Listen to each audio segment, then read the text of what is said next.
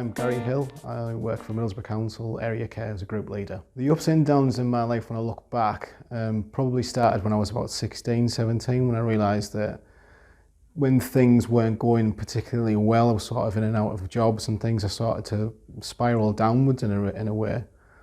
And it was hard for me. I think it's hard for anyone to look back on themselves and think, you know, you had problems then and you didn't do anything about it. For me, when I was younger, I had a lack of confidence in myself, in my own abilities and everything. And then when I did get a job, it was seasonal work, so I was only able to work for like 8-9 months at a time. So it was going through the winter period when obviously it's dark at night, and it's coupled with that whole, you know, depression thing that starts to come into certain people. That was something else I sort of dealt with. But then when I did get a full-time job, I came out of that and I sort of started looking at the positives. But when I look back at that as well, there's still times in my life when things have got on top of me and I haven't really been able to cope that well. And that's when people notice it in you. The people that love you and they care about you, they do see these things and they can see what's happening. Recently, yeah, there was, I've went through a divorce and that was quite hard for me to take on both parties, because obviously it's not just one-sided. When I was married, we've got a child together who has autism, so that was something else for me to deal with. Only the pair of us, and we deal with that in our own way. You can question yourself and think, why me, or why has this picked me out for my child? But you celebrate the things that they can do, and you look for I look for the positives in everybody, no matter what I do.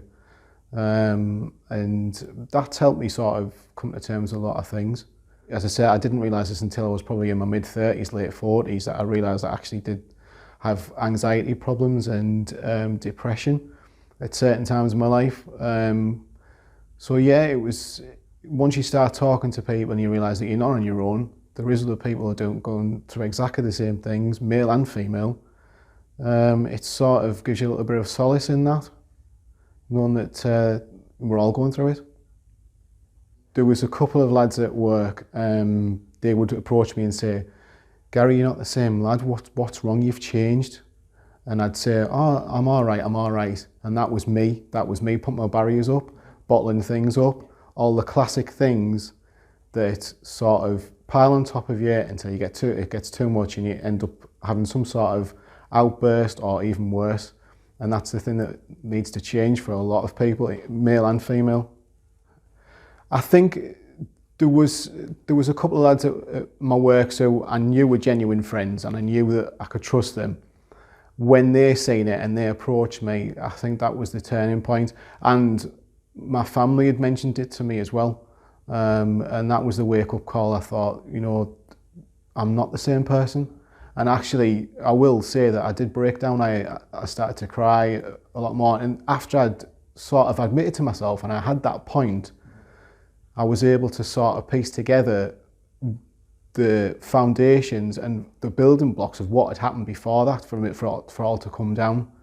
And that was like, that was a sort of self-analysis, if you will, that made me think, you know, I need to spot the danger signs earlier and do something about it. But the stigma attached to anxiety and depression with a lot of people is something that makes you even deny that you're at that point. Myself and another colleague went on a training course to do with mental health first aider, and there was a girl on the course who described one of her friends and she said, "Oh, I've got a bit of mind flu at the moment."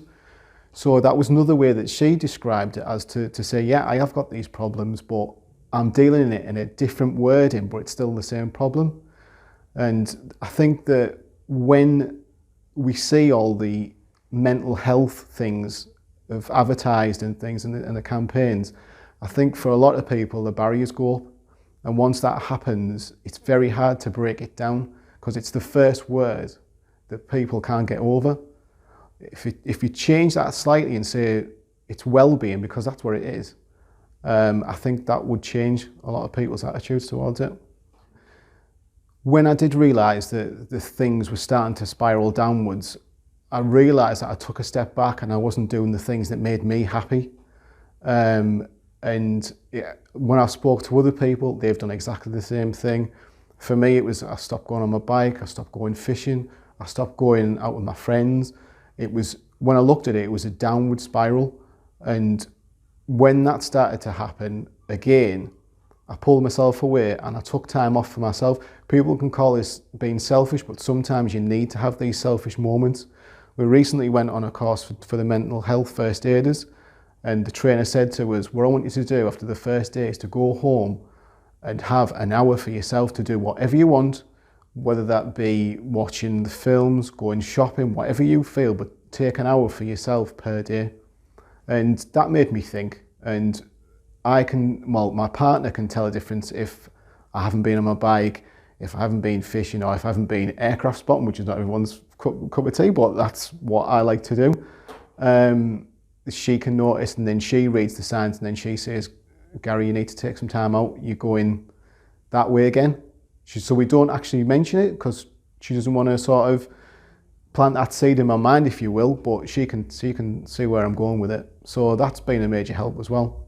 When my marriage broke down, it took me a while, but I thought, I can't deal with this anymore. I need some sort of professional advice and some guidance.